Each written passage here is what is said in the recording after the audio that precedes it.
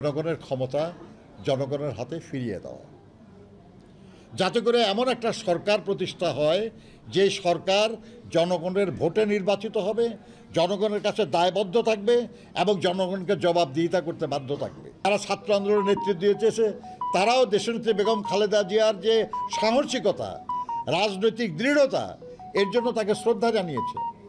আমরা বেঁচে থাকতে আওয়ামী লীগের সঙ্গে আপোষ কেউ করবে? আরে আমরা তো নাই, অন্য কেউ করতে গেলে তাকে পর্যন্ত আমরা বাধা দেব। বেশ কিছু সংস্কার আছে যেটা সংবিধানের সঙ্গে সংশ্লিষ্ট, সংবিধান পরিবর্তন ছাড়া হবে না।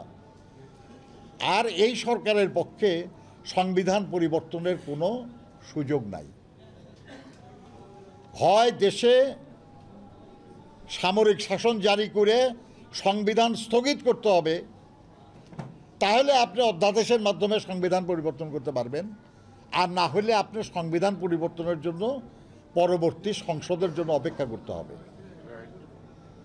তা আমরা বলেছি এটা ছাড়া আর যেসব পরিবর্তন বিটুইন টু পার্লামেন্টস, দুইটা সংসদের মাঝে রাষ্ট্রপতি অধ্যাদেশের মাধ্যমে করতে পারে, আমরা যেসব ব্যাপারে একমত হব সেই সব ব্যাপারে যেগুলো অধ্যাদেশের মাধ্যমে করা যায় করে ফেলেন আপনারা। আর যেটা করা যাবে না, আমরা একমত হব, সেগুলো একটা সনদ আকারে লিপিবদ্ধ হোক, আমরা সবাই সেখানে দস্তখত করব এবং আমরা সবাই প্রতিশ্রুতিবদ্ধ হব যে আগামী নির্বাচনে আল্লাহর মেহেরবানিতে যারাই দায়িত্বে যাক, যারাই মেজরিটি হোক বা মাইনরিটি হোক, যাই হোক, যারা যারা আমরা দস্তখত করব, আমরা সবাই একমত হয়ে সংসদে সেটা অনুমোদন করব। কোনো সমস্যা আছে? আর এখন বলেন, নির্বাচন কমিশন বলছে তারা জুন মাসের মধ্যে নির্বাচন করার জন্য প্রস্তুত হয়ে যাবে, প্রকাশ্যে বলেছে, এটা প্রেসে আসছে, আপনারা পড়েছেন নিশ্চয়ই।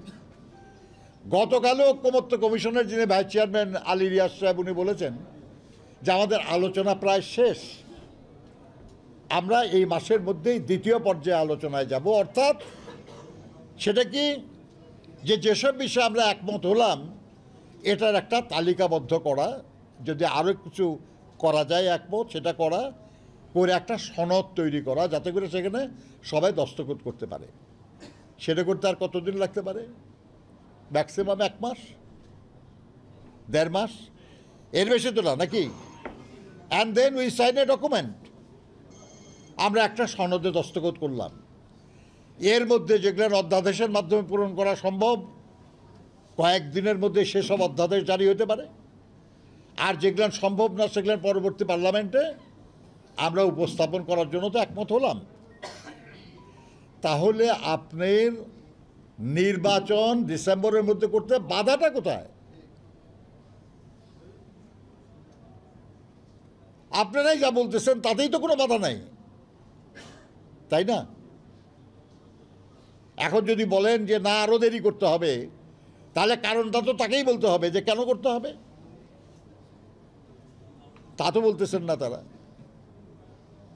এখন কারণ যদি গোপন থাকে, যে আপনার সংগঠিত হতে একটু সময় লাগবে, কিংবা আপনি কারো কারোর সঙ্গে একটু জোটের চেষ্টা করতেছেন, সেই জোটটা বানানোর জন্য একটু সময় লাগবে, এই ভাই আপনি ক্ষমতায় যাওয়ার স্বার্থে আপনি সংগঠিত হওয়া বা আপনার জোট বানানো ইত্যাদি করার জন্য যে সময়, ওইটা নেওয়ার জন্য গত 17 বছর ধরে যারা তার গণতান্ত্রিক অধিকার প্রয়োগের অধিকার থেকে বঞ্চিত হয়ে আছে, আবার যে তরুণ প্রজন্ম আজ পর্যন্ত ভোটই দিতে পারে নাই, এবং দেশে একটা নির্বাচিত সরকার কায়েম হওয়ার মাধ্যমে দেশের রাজনীতি, দেশের অর্থনীতি, যে সমাজ আরও সংগঠিত এবং সক্ষম হওয়ার যে সুযোগ, সেটা থেকে বঞ্চিত রাখবেন? এটা কি যুক্তিসঙ্গত? বন্ধুরা, আবার আমরা পরিষ্কার বলতে চাই যেটা, সেটা হলো যে অবশ্যই আমরা সংস্কার চাই। যেসব সংস্কার প্রয়োজন, যেসব সংস্কার সম্ভব, যেসব সংস্কার ছাড়া একটা সুষ্ঠু, অবাধ, নিরপেক্ষ নির্বাচন সম্ভব না, এ সবগুলি নিয়ে আমরা করতে চাই। আমরা এটাও চাই যে যত দ্রুত সম্ভব জনগণের ক্ষমতা জনগণের হাতে ফিরিয়ে দেওয়া। যাতে করে এমন একটা সরকার প্রতিষ্ঠা হয় যে সরকার জনগণের ভোটে নির্বাচিত হবে, জনগণের কাছে দায়বদ্ধ থাকবে এবং জনগণকে জবাবদিহিতা করতে বাধ্য থাকবে। আমি মনে করি আমাদের এই আকাঙ্ক্ষায় কোনো ত্রুটি নাই, এই আকাঙ্ক্ষা ন্যায্য। কেউ কেউ প্রচারের চেষ্টা করছে যে আমরা নাকি আওয়ামী লীগকে পুনর্বাসন করতে চাই। আচ্ছা ভাবেন একবার, যেই দলটা, যেই দলের সরকারটা সবচেয়ে বেশি নির্যাতন করেছে বিএনপিকে, সবচেয়ে বেশি বিএনপির নেতা কর্মীকে গুম করেছে, খুন করেছে, বিএনপির চেয়ারপারসন দেশনেত্রী বেগম খালেদা জিয়াকে একটা মিথ্যা অভিযোগে 6টা বছর কারারুদ্ধ করে রেখেছে, ভারপ্রাপ্ত চেয়ারম্যান জনাব তারেক রহমানকে দেশে আসার পথে বাধার সৃষ্টি করেছে, তাকে পঙ্গু করে ফেলা হয়েছিল, তার ভাই মালয়েশিয়ায় প্র্যাকটিক্যালি বিনা চিকিৎসায় মারা গেছে, মাকে বা ভাইকে শেষবার দেখতে পারে নাই, তার জানাজাতেও তারেক সাহেব আসতে পারে নাই। বিএনপির মহাসচিব সহ এমন কোন নেতা আছে যার বিরুদ্ধে অন্তত 50টা মামলা নাই? আমাদের হাবিবুন নবী সোহেলের বিরুদ্ধে 400-র বেশি মামলা। 5 তারিখে তো আমি নিজেও জেলখানায় ছিলাম, এই উদাহরণ, আমরা জেলখানায় ছিলাম। আমাকে যখন বাসা থেকে নিয়ে যায়, আমার স্ত্রী তখন দারুণ অসুস্থ, তাকে অক্সিজেন দিয়ে রাখা হয়েছে, নার্স বাসায় তার সঙ্গে, সে অবস্থায় গ্রেপ্তার করে নিয়ে যায়, ডিবিতে ফ্লোরে ফালায় রাখছেন ময়লা কম্বলের উপর। আর আমাদের কথা বলেন আমরা আওয়ামী লীগের পুনর্বাসন যাবো, আওয়ামী লীগের পক্ষে থাকবো। এই ফাজলেমির কোনো মানে হয়? এটা কি সম্ভব? এটা আমরা বেঁচে থাকতে আওয়ামী লীগের সঙ্গে আপোষ কেউ করবে? আরে আমরা তো নাই, অন্য কেউ করতে গেলে তাকে পর্যন্ত আমরা বাধা দেব।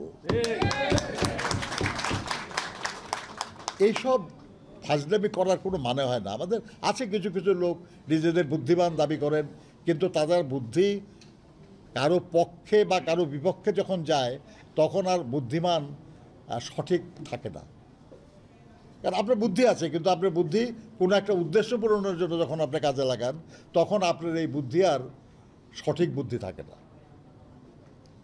আল্লাহ যাদেরকে বুদ্ধি দিচ্ছে তাদের উচিত বুদ্ধিটা সঠিক পথে কাজে লাগানো, কারো পক্ষে বা কারো বিপক্ষে না।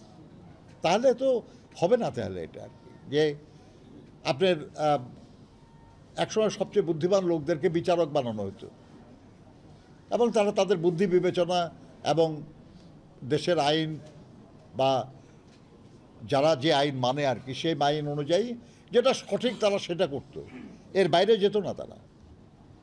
তা আমরা মনে করি যাদের বুদ্ধি বিবেচনা আছে বলে দাবি করেন তারা কারো পক্ষে বিপক্ষে না, সঠিক কথাটা বলেন। বন্ধুরা আমার, তারেক সাহেবের দেশে ফেরার ব্যাপারে আমি অন্তত দুশ্চিন্তাগ্রস্ত নই।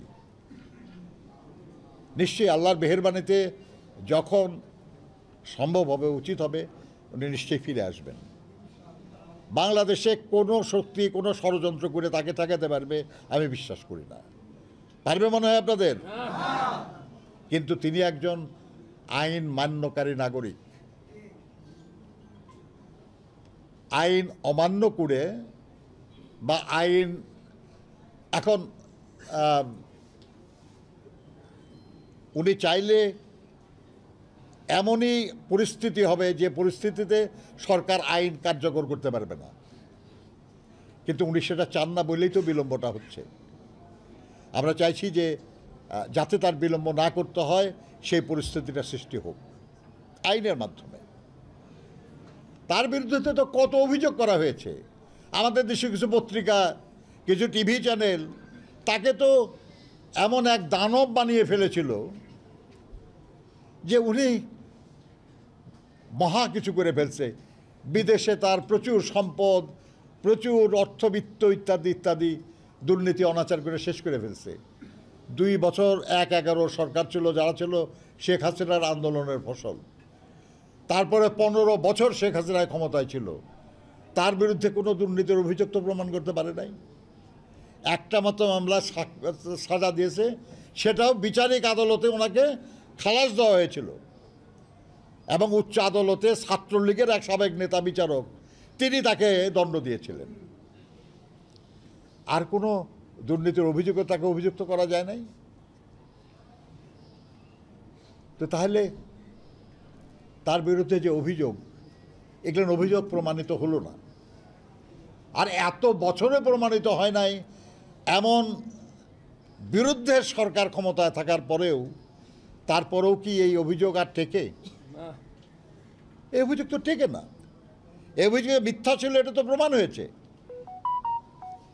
আর যে লড়াইটা হলো, যে লড়াইয়ের মাধ্যমে আমরা শেষ পর্যন্ত বিজয়ী হলাম, এই পুরা লড়াইয়ে তার অংশগ্রহণ ছিল অত্যন্ত শক্তিশালী, এবং শেষ দিকে লড়াইয়ে নেতৃত্ব তিনি দিয়েছেন।